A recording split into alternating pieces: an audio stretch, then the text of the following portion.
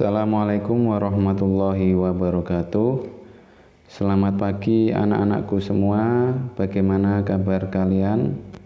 Semoga kalian semua senantiasa diberikan kesehatan dan selalu dalam lindungan Allah Subhanahu wa ta'ala.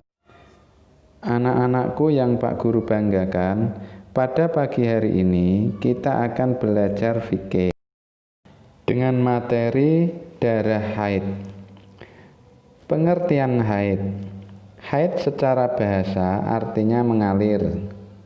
Sedangkan menurut istilah, haid adalah darah yang keluar dari rahim perempuan pada hari-hari tertentu dan pada saat tertentu dalam keadaan sehat, bukan karena sakit atau melahirkan. Haid merupakan proses alamiah yang dialami oleh setiap perempuan dan tidak dapat direkayasa keberadaannya.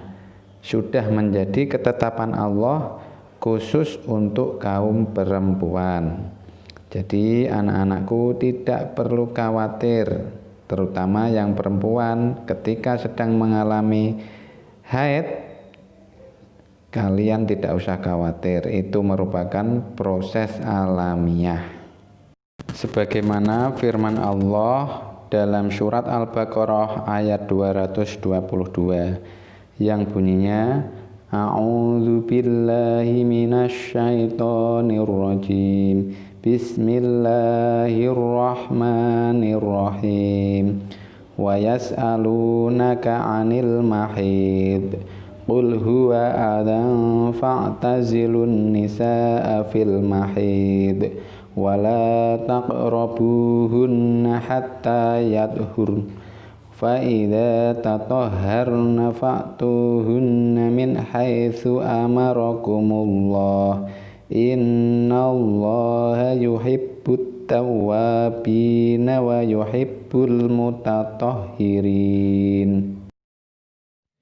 Artinya, mereka bertanya kepadamu Muhammad tentang haid. Katakanlah, haid itu adalah suatu kotoran. Oleh sebab itu, hendaklah kan diri dari istri dan janganlah kamu mendekati mereka sebelum mereka suci.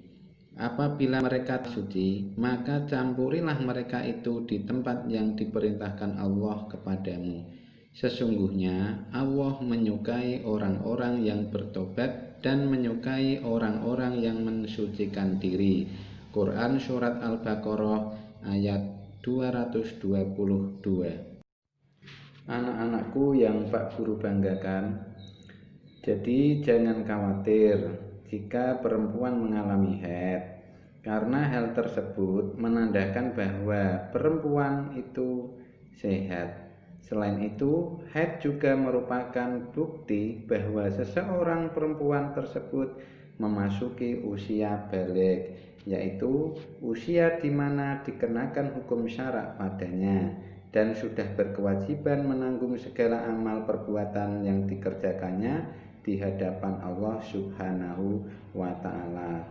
Oleh karena itu, anak-anakku yang selalu Pak Guru banggakan, kalau kalian sudah memasuki usia baligh, sudah haid, khususnya bagi perempuan, maka wajib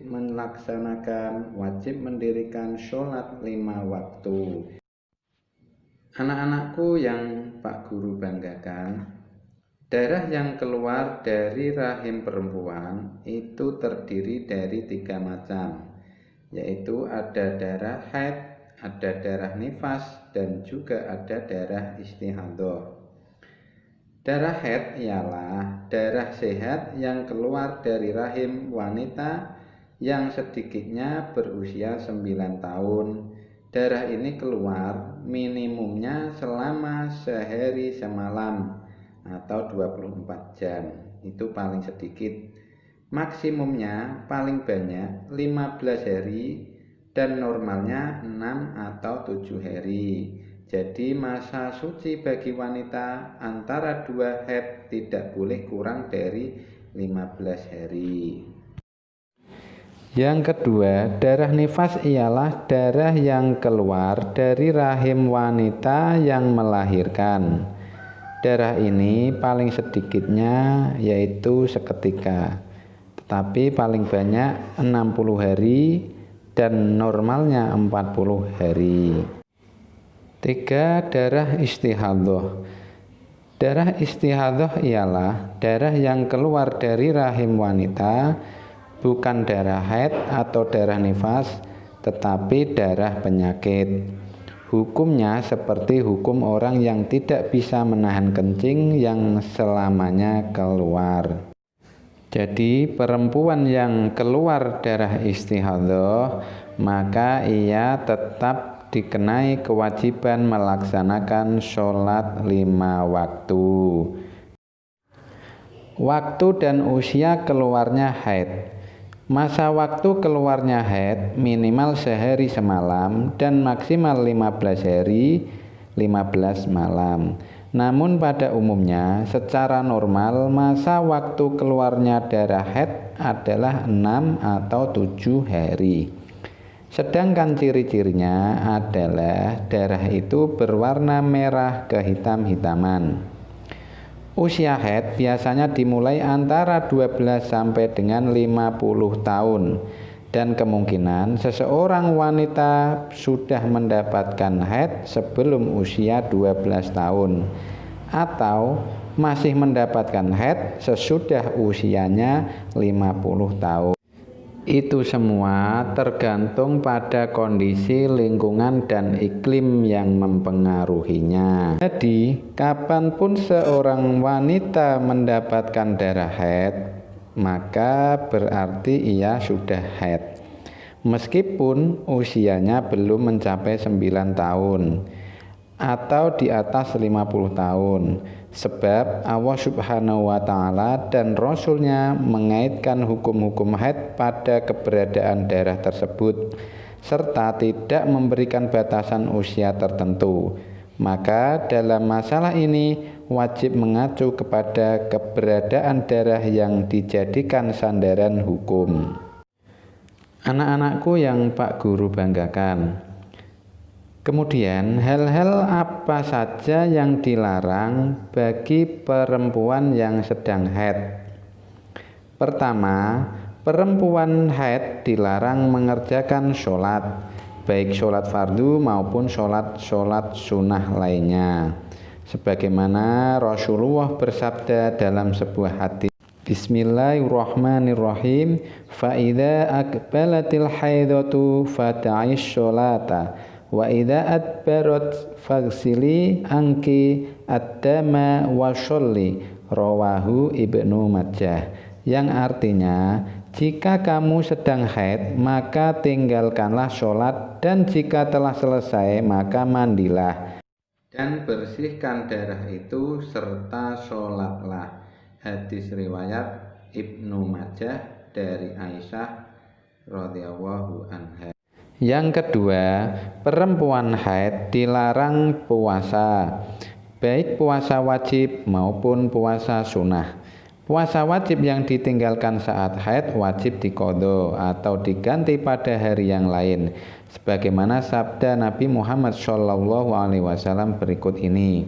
Bismillahirrahmanirrahim. Qala an-nabiyyu sallallahu alaihi wasallam lin nisa'i alaysa idza hadat lam tusholli wa lam tasum. Qulna bala. Qala fadzalika min nuqsani diniha. Yang artinya, Nabi Muhammad sallallahu alaihi wasallam berkata kepada beberapa perempuan, bukankah perempuan ketika haid itu tidak sholat dan tidak puasa? Jawab mereka, ya benar. Kata Rasulullah bersabda, itulah kekurangan agama perempuan. Hadis riwayat Bukhari.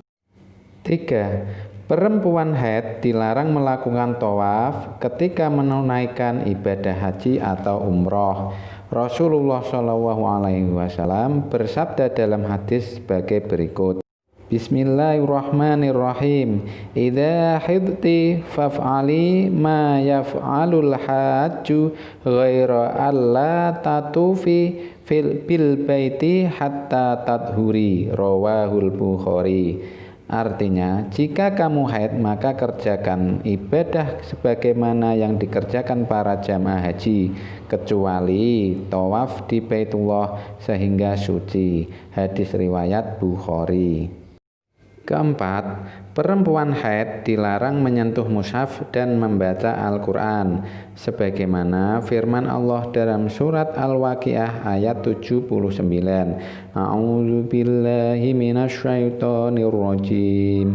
Bismillahirrahmanirrahim. La yamassuhu illal mutahharun. Yang artinya, tidak menyentuhnya kecuali orang-orang yang disucikan. Quran surat Al-Waqiah ayat 79. Di samping dilarang menyentuh, perempuan yang haid tidak diperbolehkan membaca Al-Quran, baik dengan kata-kata maupun dengan isyarat. Adapun membaca zikir-zikir yang ada dalam Al-Quran itu diperbolehkan, asal tidak sengaja diniatkan membaca Al-Quran, seperti ketika ada musibah membaca innalillahi wa inna ilaihi roji'un, atau hendak naik kendaraan membaca subhanalladzi sakhkhara lana hadza wa ma kunna lahu muqrinin. 5. Perempuan haid dilarang masuk masjid dan tinggal iktikaf. Perempuan haid dilarang berdiam diri di masjid, baik itu iktikaf, duduk maupun tidur.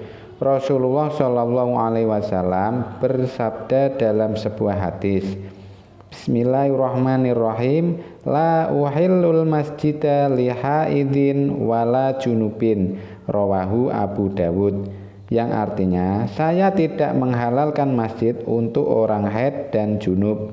Hadis riwayat Abu Daud dari Aisyah. Sedangkan menurut para ulama Asy-Syafi'iyah dan Al-Hambaliyah, membolehkan bagi perempuan haid dan nifas sekedar numpang lewat di masjid jika yakin tidak mengotorinya. Yang keenam, jima. Pasangan suami istri haram melakukan hubungan suami istri atau jima saat istri sedang haid. Suami harus menunggu sampai istri kembali suci, sebagaimana firman Allah Subhanahu wa taala, Bismillahirrahmanirrahim, wala taqrabuhunna hatta yadhurn. Yang artinya, dan jangan kamu dekati mereka sebelum mereka suci. Quran surat Al-Baqarah ayat 222. Yang ketujuh, bercerai. Suami tidak boleh menceraikan istrinya saat sedang haid. Suami harus menahan dulu talaknya sampai istrinya selesai haid. Yang terakhir adalah hikmah haid. Adapun hikmah adanya haid bagi setiap perempuan diantaranya sebagai berikut. 1. Sebagai tanda wanita kesehatan jika keluar haid. 2. Sebagai tanda sudah memasuki balik jika keluar haid.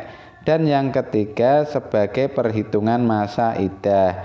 Demikianlah materi tentang haid pada pagi hari ini. Semoga anak-anakku bisa memahami apa yang telah Pak Guru sampaikan.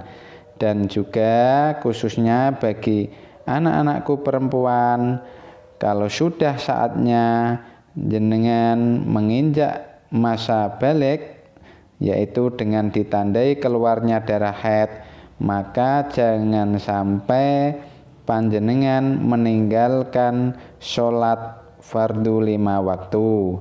Itulah pesan dari saya. Kurang dan lebihnya Bapak mohon maaf yang sebesar-besarnya. Akhirnya saya akhiri sekian. Wassalamualaikum warahmatullahi wabarakatuh.